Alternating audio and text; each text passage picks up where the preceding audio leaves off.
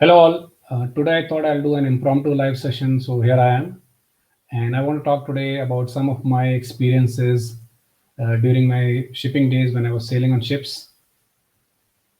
So one of the largest commanded as a captain was a large container ship. It was about 300 meters long, roughly 50 meters wide, and it was a large ship. I think it was one of the bigger ships around that time.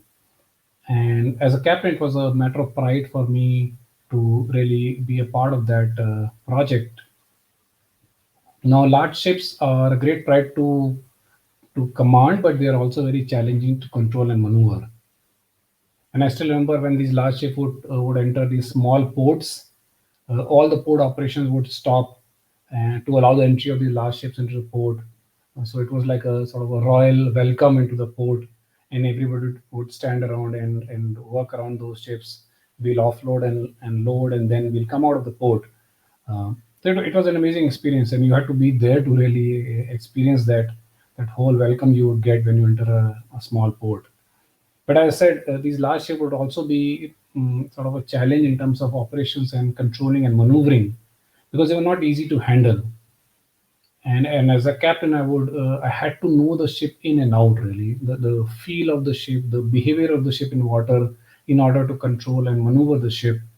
Uh, and ship's behavior is dependent on how the ship is made, the structure, the steel, the engine power, and I also had to know a lot about the external weather conditions, obviously, right?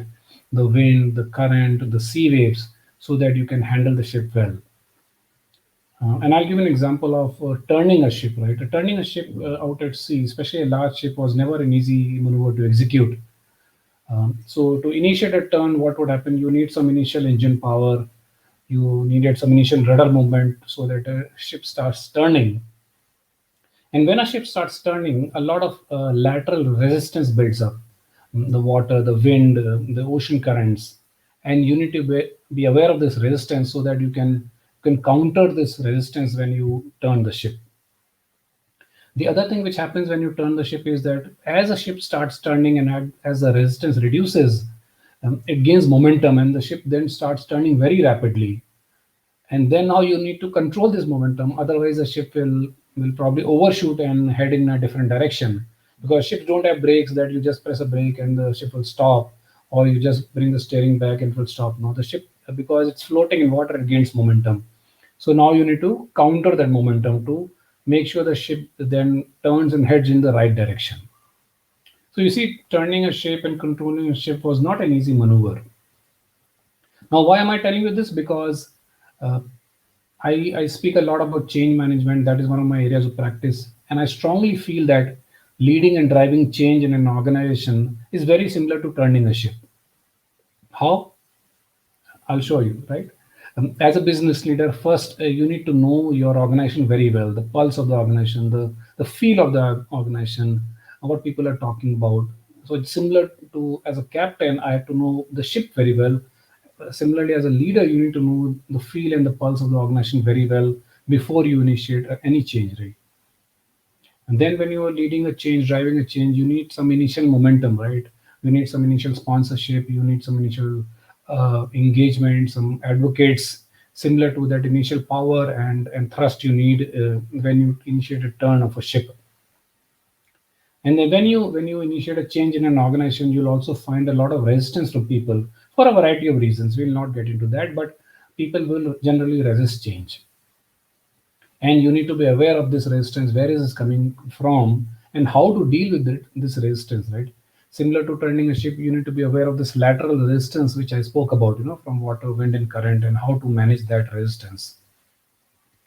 And then you need to make sure that as your change progresses in the organizations, you need to make sure the change is successful and sustainable in the long run. So you need to make sure you have enough checks and balances, you're measuring progress, you're collecting feedback, you're doing course correction.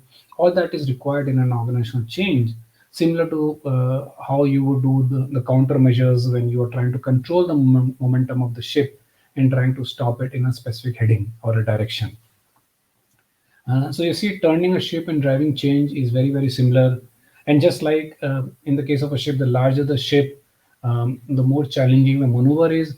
Similarly, in the organizational context, the bigger the organization, the older the culture, the more is the inertia, the more difficult and challenging is to bring around any change. Here is what I would expect you to go back and reflect. If you are leading and driving change in your organizations, go back and think that is your ship totally under your control or not when you're turning? And if you need any help in executing that turn, ping me and let's talk. I hope you like this session. Do provide your feedback, and I'll see you around. Thank you.